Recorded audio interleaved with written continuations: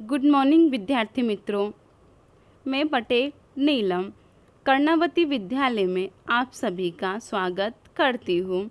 कक्षा 12 विषय स्टैटिक्स, जिसमें आज हम पार्ट 1 के बारे में जानकारी प्राप्त करेंगे।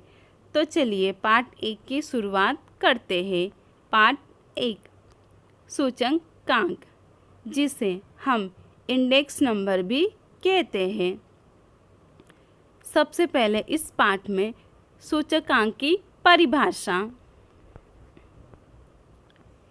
किसी भी वस्तु से संकलित चल राशि के दिए समय के मूल्य में किसी निश्चित समय के उसके मूल्य के सापेक्ष में होने वाले प्रतिशत परिवर्तन को सूचकांक कहा जाता है। सूचकांक किसे कहा जाता है? जिसमें किसी भी वस्तु से संकलित यानी कि किसी भी वस्तु से जुड़ी हुई चल राशि के दिए गए चालू समय के यानी उसके वर्तमान मूल्य और उसमें किसी निश्चित समय के उसके मूल्य में जो सापेक्ष परिवर्तन होता है, जो प्रतिशत परिवर्तन होता है, उसे सूचकांक कहते हैं। इसे हम एक उदाहरण के द्वारा समझेंगे।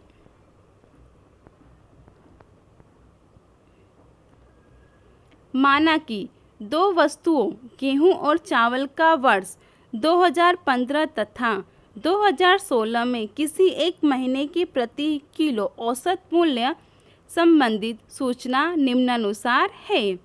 इसमें हमको दो वस्तु दी है, गेहूं और चावल, और उसके मूल्य दिए हैं। वर्ष 2015 का मूल्य है और वर्ष 2016 का मूल्य है, जिसमें आप लोग देख सकते हैं कि वर्ष 2015 में गेहूं का मूल्य 24 है, जो बढ़कर 2016 में 30 हो गया है। उसके बीच अंतर कितना है? 6 रुपये का। वैसे ही चावल में वर्ष 2015 में चावल का भाव 40 रुपया है, जो बढ़कर वर्ष 2016 में रुपया 46 हो गया है। इसमें भी अंतर सेम है, 6 रुपया। पर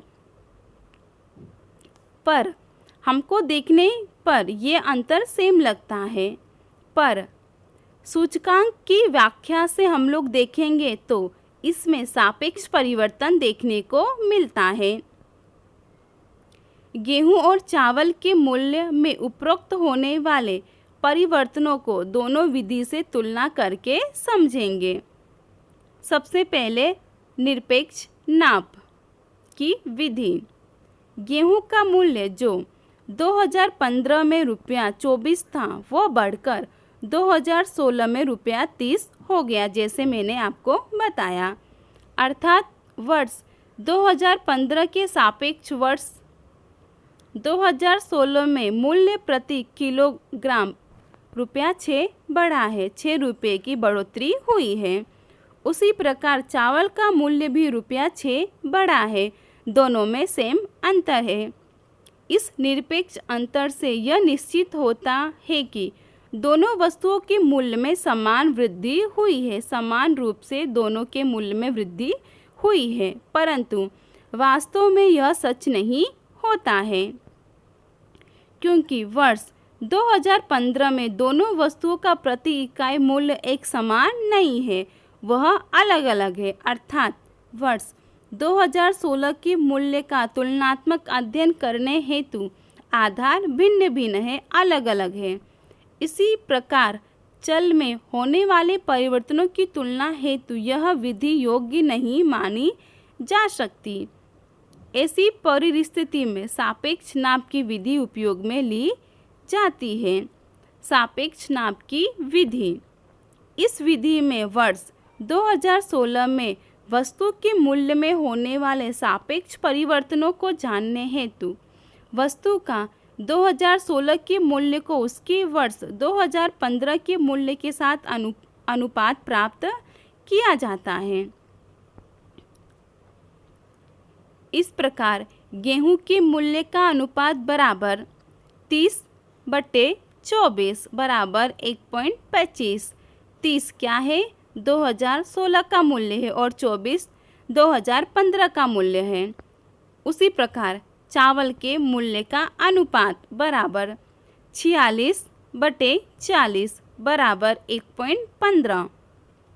उपरोक्त अनुपातों को स्पष्ट होता है कि वर्ष 2016 में गेहूं तथा चावल के मूल्य में होने वाली सापेक्ष वृद्धि एक समान नहीं होती है। वर्ष 2016 में गेहूं का मूल्य वर्ष 2015 की अपेक्षा 1.25 गुना हुआ है, जबकि चावल का मूल्य 1.15 गुना हुआ है। अर्थात गेहूं के मूल्य में हुए परिवर्तन चावल के मूल्य में परिवर्तन की अपेक्षा अधिक है, ऐसा कहा जाएगा। यहाँ गेहूं और चावल के मूल्य में अनुपात दो भिन्न भिन्न समय के मूल्य का परिवर्तन प्रदर्शित करते हैं, जिसे सापेक्ष परिवर्तन भी कहते हैं। सामान्य रूप से तुलना करना सरल हो, इसलिए अनुपात को प्रतिशत में प्रदर्शित किया जाता है। गेहूं के मूल्य में होता सापेक्ष प्रतिशत परिवर्तन बराबर 1.25 गुणे 100 बराबर 125।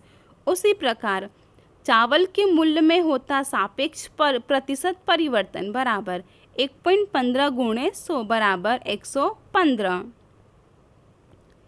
परिवर्तनों का यह सापेक्ष प्रतिशतता नाप है। ऐसे सापेक्ष नाप को सूचकांक कहा जाता है। तो वापस से हम लोग सूचकांक की एक बार फिर व्याख्या देखेंगे। किसी भी वस्तु से संकलित चल राशि के दिए चालू समय के मूल्य में किसी निश्चित आधार समय के उसके मूल्य के सापेक्ष में होने वाले प्रतिशत परिवर्तन को सूचकांक कहा जाता है, जिसमें चालू वर्ष और आधार वर्ष दोनों को ध्यान में लिया जाता है।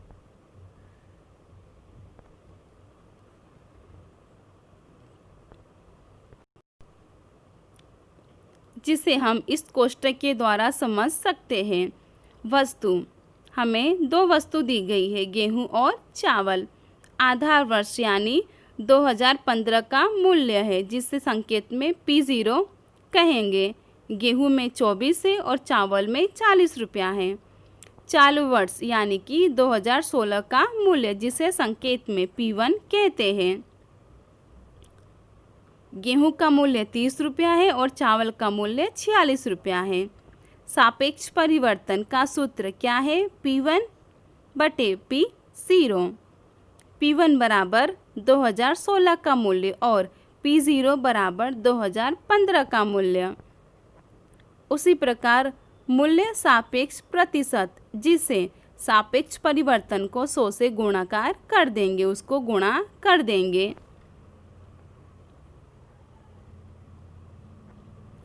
दोनों वस्तुओं के चालू वर्ष की मूल्य सापेक्ष के औसत से इस बात का अध्ययन किया जा सकता है कि दोनों वस्तुओं के चालू वर्ष के मूल्य सापेक्ष को 100 से गुणा करने पर प्राप्त अंक चालू वर्ष का मूल्य सूचकांक है, जिसे संकेत में I द्वारा प्रदर्शित कर सकते हैं।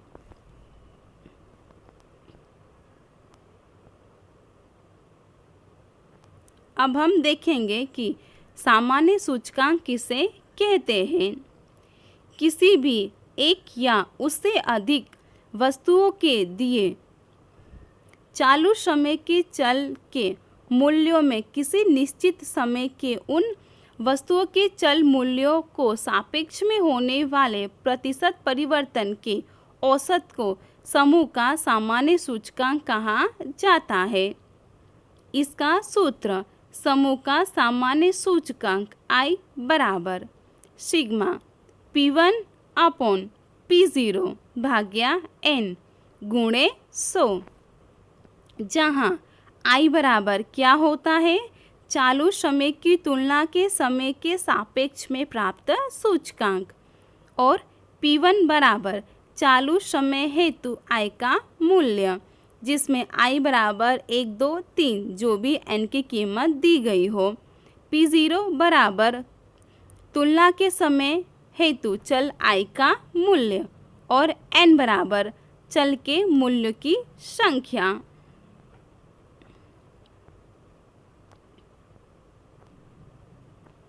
इसके बाद हम लोग देखेंगे सूचकांक के लक्षण। सूचकांक एक सापेक्ष नाप होने से वह इकाई मुक्त होता है। सूचकांक क्या है? एक सापेक्ष माप है, इसलिए वह इकाई से मुक्त होता है। सूचकांक की कोई भी इकाई नहीं होती है, जैसे कि लीटर, मीटर वगैरह, उसमें किसी भी प्रकार की इकाई नहीं होती है। दूसरा, अलग अलग इकाइयों वाली चल राशि के मूल्य में होने वाले परिवर्तनों को सूचकांक द्वारा तुलना किया जा सकता है। अतः सूचकांक तुलनात्मक नाप है। इसमें किसी भी 2 वर्ष की चल राशि को ध्यान में रखकर तुलना कर सकते हैं। तीसरा, सूचकांक प्रतिशत परिवर्तन प्रदर्शित करता एक सापेक्ष माप है। वह क्या है? एक प्रतिशत परिवर्तन दर्शाता सापेक्ष नाप है। चौथा, सूचकांक एक विशिष्ट औसत है, अतः वह औसत के सभी लक्षणों को धारण करता है। पांचवा, सूचकांक के 2 भिन्न भिन्न समय की परिस्थितियों के अनुपात द्वारा मानांक समय के साथ तुलना की जा सकती है। किसी भी 2 समय को ध्यान में रखकर उसकी तुलना की जा सकती है।